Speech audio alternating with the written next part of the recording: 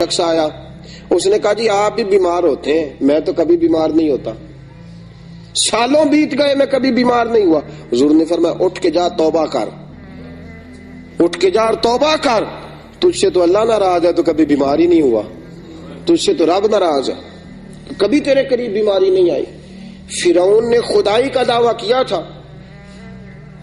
اور 300 سال تک اس کے پیر میں کبھی کانٹا بھی نہیں چبھا تھا, سر میں کبھی درد بھی نہیں ہوا تھا. یہ سزا ہوتی ہے, اللہ ڈھیل دے دیتا ہے بعض اوقات, یاد رکھیں بعض اوقات یہ سزا ہوتی ہے اگر بیماری نہیں ہے تو. لیکن بیماری رحمت بن کے آتی ہے, بیماری شفا بن کے آتی ہے, وہ بندے کی خطائیں لینے کے لیے آتی ہے. اور اگر تو کبھی تھوڑا تھوڑا بیمار رہنے لگا تو پھر سمجھ تجھ پہ فضل ہونا شروع ہو گیا, رحمت کے دروازے تیرے لیے کھلنے لگے ہیں, وہ تجھ پہ مہربان ہو گیا. اللہ کے بندے اکثر علیل رہتے ہیں, اکثر ان کی طبیعتوں میں کمزوریاں رہتی ہیں, اکثر بیمار رہتے ہیں, اور بزرگوں کے حالات پڑھیں تو پتہ چلتا ہے کہ کہیں کہیں کہیں کہیں کچھ نہ کچھ معاملات زندگی کے ساتھ رہے. ساتھیوں یاد رکھیے گا یہ تو علامت ولایت ہے, یہ تو اللہ کا بندہ ہونے کی علامت ہے. بیماری کا آنا, کمزوری کا آنا, کہیں کہیں تکلیف کا آنا گھر میں, یہ کوئی ایسی بات تو نہیں. اور پھر بیمار کو پرہیز بھی کرنی چاہیے, بیمار کو, سبحان اللہ. اب ہمارا مزاج ہے نا, یہ لنگر دا حلوہ ہے جنہ مرضی کھاؤ, یہ کدھر سے نکالا جی آپ نے؟ یہ کیا بات ہوئی جی, یہ تسی جی کرو اللہ رسول دا نام لے, یہ کیسی بات ہے جی بھائی, یہ کس نے آپ کو کہاں سے نکلی ہے یہ چیز؟ الحمدللہ میں لنگر کا قائل ہوں, لنگر پکتا ہے, کھلاتے بھی ہیں کھاتے بھی ہیں, لیکن ایک بات یاد رکھیں, حضرت علی المرتضیٰ کی طبیعت علیل تھی, ایک جگہ پہ حضور کے ساتھ مہمان ہوئے, وہاں کھجوروں کی بنی ہوئی کچھ چیز پکی, حضرت علی نے کھانا چاہی, حضور نے منع فرما دیا, میں تیرے لیے بہتر نہیں, تیرے لیے بہتر ہے جس اللہ رسول کا نام لے کے ہم کھائے جا رہے ہیں اور وہ چیز ہمارے لیے مضر صحت ہے, وہی تو رسول پاک اپنے سامنے بٹھا کے منع فرما رہے, تو میں تیرے لیے ٹھیک نہیں.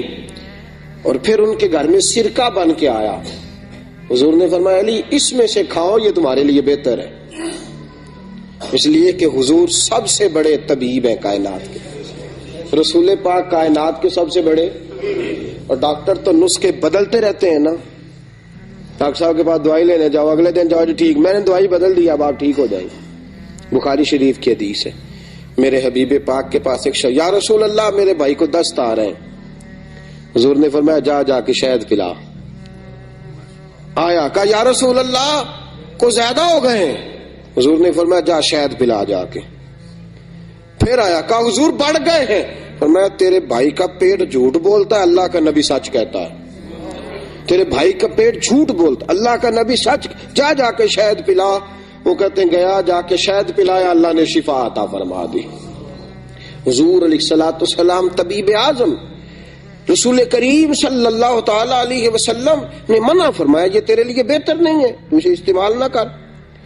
تو یہاں اس بات کو ذہن کے اندر رکھیں کہ جو چیزیں اللہ تبارک و تعالیٰ کی پیدا کردہ چیزیں ہیں, تو جس طرح بہت ساری چیزوں کو اللہ نے مسلمانوں کے لیے ویسے ہی حرام قرار دے دیا ہے, اگر آپ کی طبیعت ٹھیک نہیں ہے اور کچھ چیزیں آپ کے لیے مضر صحت ہیں تو دین اس کی گنجائش دیتا ہے آپ کو, اس پر پورے دلائل رکھتے ہیں ہم کہ ان چیزوں کو نہیں استعمال کرنا چاہیے, رب رسول نے منع فرمایا.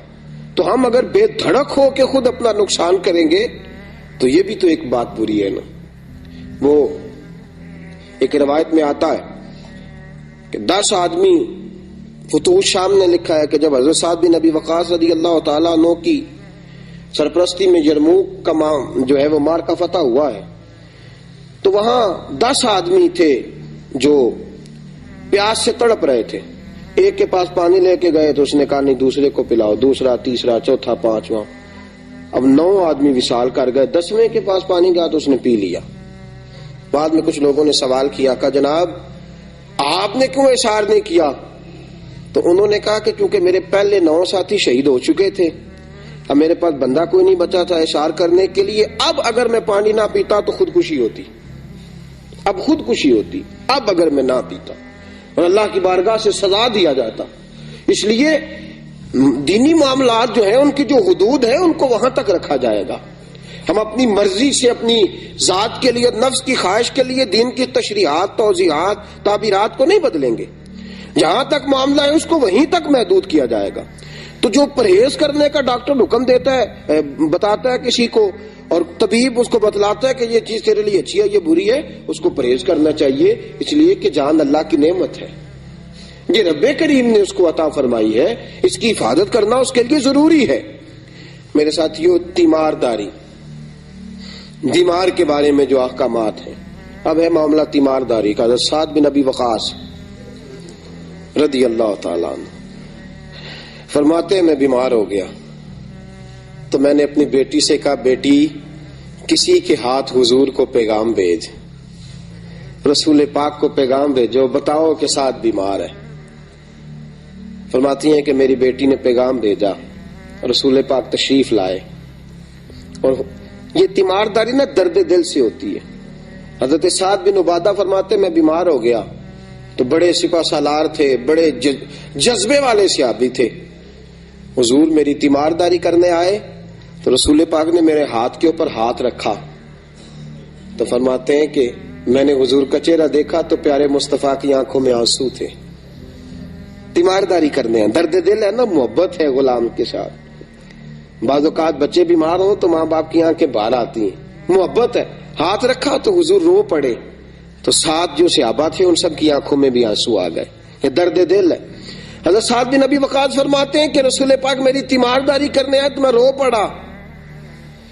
میں نے کہا یا رسول اللہ اب میں نہیں بچوں گا، بس یہ بیماری جان لیوا ہے. حضور میں وصیت کرنا چاہتا ہوں. کتنی وصیت کروں؟ میرا دل کرتا ہے کہ 1/3 مال گھر والوں کو دے جاؤں، باقی سارا اللہ کی راہ میں. حضور نے فرمایا نہیں، 1/3 اللہ کی راہ میں، باقی سارا اپنے ورثاء کے لیے وصیت کرو. اور جہاں تک تمہارے جانے کا خیال ہے فرمایا اللہ تمہیں شفا بھی دے گا اور زندگی بھی عطا فرمائے گا. جہاں تک تمہارے جانے کا خیال ہے اور تمہاری اس بات کا تعلق ہے کہ اب نہیں بچوں گا، اللہ شفا بھی عطا فرمائے گا اور زندگی بھی عطا فرمائے گا.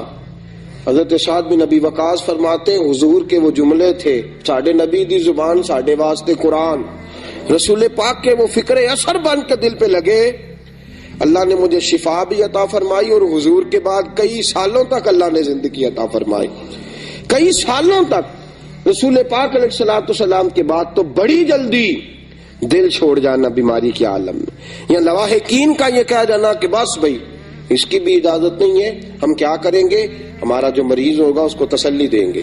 اگر وہ کوئی ایسا جملہ کہے گا بھی تو ہم اس کو جواب میں سمجھائیں گے کہ شفائیں اللہ کے پاس ہے، وقت اللہ نے مقرر فرمایا ہے.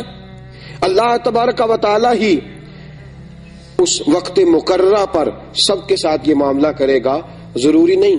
اعلیٰ حضرت رحمت اللہ علیہ فرماتے ہیں کئی دفعہ ایسا ہوتا ہے کہ بیمار تندرست ہو جاتا ہے اور تیماردار کا وقت آ جاتا ہے، وہ رخصت ہو جاتا ہے، بیمار تندرست ہو جاتا ہے، اس کو شفائیں مل جاتی. تو یہ کوئی ضروری نہیں کہ جو بیمار ہے وہی جانے والا ہے. یہ تو سب کو تیاری رکھنی چاہیے. میرے ساتھیوں، جب کوئی بیمار ہوتا ہے نا تو وہ کمزور ہو جاتا ہے.